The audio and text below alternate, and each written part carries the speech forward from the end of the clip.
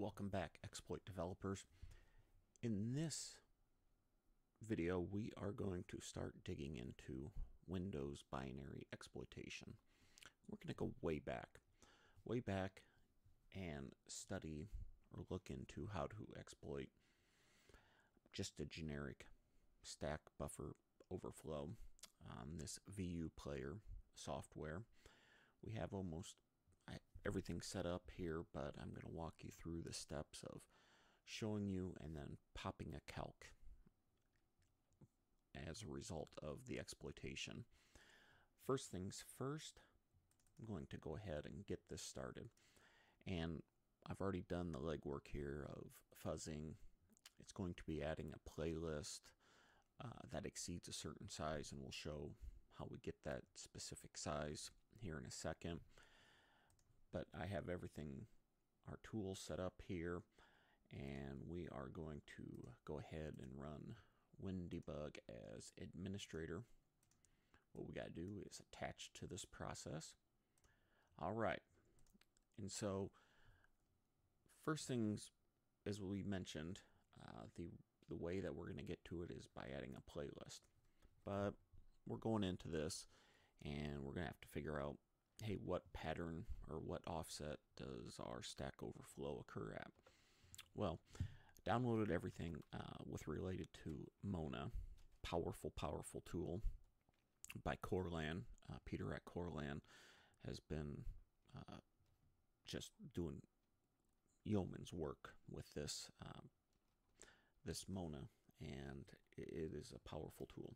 But what we got to do is pattern create, we're going to say 3000, and what this does, it generates into a log. I have everything set up already in here, but I'll show you where it would get put. My computer logs, view player.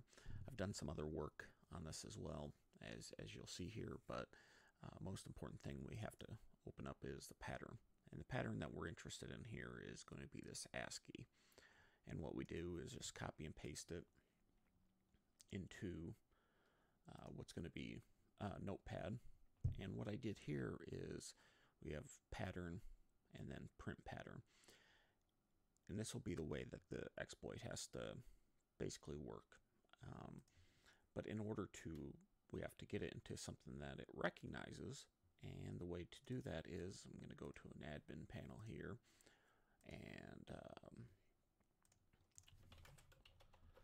switch it over to users, my desktop, and let's take a look here. And we have our pattern here. I also have the playlist, which is our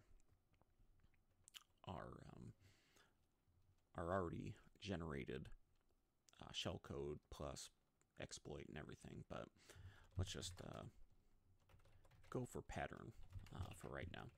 And we're going to do M3U, and that's going to generate the needed item that we are going to need. Now we hit G to go, and that will allow us to unfreeze. And it's going to say, okay, we're going to have the option of open the playlist. As you see, WinDbg grabbed a lot of things, but what we were interested in here is this pattern, this playlist pattern. And now we're seeing that we have a overflow caused by the stack, and well, we don't know what this number is. I mean, it's an ASCII character, but we don't know exactly where the position is in the stack offset. So what we have to do is pi mona pattern offset, and we're going to give it the number there, and that'll tell us what our offset is. And our offset is at 10,002. So that just basically says, hey, we throw in junk of 10,012 bytes, and boom, we're going to have a stack overflow of what occurs there. So that's the first part. Now we're starting to generate and understand where we are. And next thing that we're going to do is, so we know that we have to initially set up and send in pattern or ASCII characters, or it could be whatever, but basically ASCII characters of A times 10,012, and that will lead us right up into ESP, where we want to be able to control ESP to jump it back to our ROP code. Now, what we're going to basically do here is, the other beautiful thing Mona does is it generates our needed ROP code. And the one thing that we found, also did a little bit of research, and let's just, is it modules? All right, yeah. So we wanted to take a look at our modules and what this does, and it's a very powerful tool, is it generates, and we'll find out if, and in further videos we're going to see that, you know, some detection or some tools that actually was utilized, ASLR, which is randomized start base address, safe SEH, which is error handling, and rebasing, and so forth. And the other thing that we're going to consider here is that dep is on, which means the stack isn't executable, or that it won't execute the instructions that it sees. But from what we have here, we see everything is false across the line in our base.dll file. I also did some homework for you beforehand, and the way we had to look for some bad characters, and we already know, based upon my earlier homework that we did, or studies that we did, was that our bad characters are actually 00, 0A, 1A, sorry, 0A, 1A, 20, and 40. Further videos will discuss more about bad characters, but right now the exercise is getting used to Mona.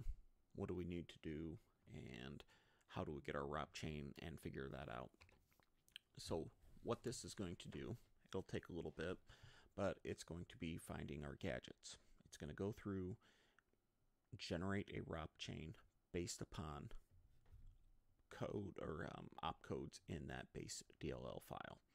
Now I'm not going to go ahead and run this whole thing because we already did a lot of the work, but that was the instruction, and then it'll generate an output into this log area here. And as you'll see down here, what it does, it generates ROP chains for various languages: Ruby, C, Python. This is the one that we're going to be using here, but as you can see, that it's just going to be basically cut and paste. Very easy. Awesome. This is still running, but I'm going to show you what our playlist is, what is our final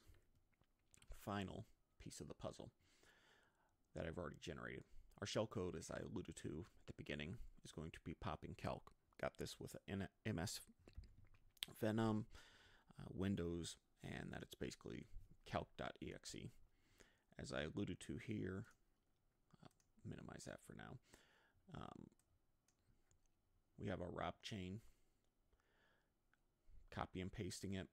And then here's the part where I basically did the work of, we generate or call our function create ROP chain, nop_sled, which is just going to be no operations, increment the instruction by 1.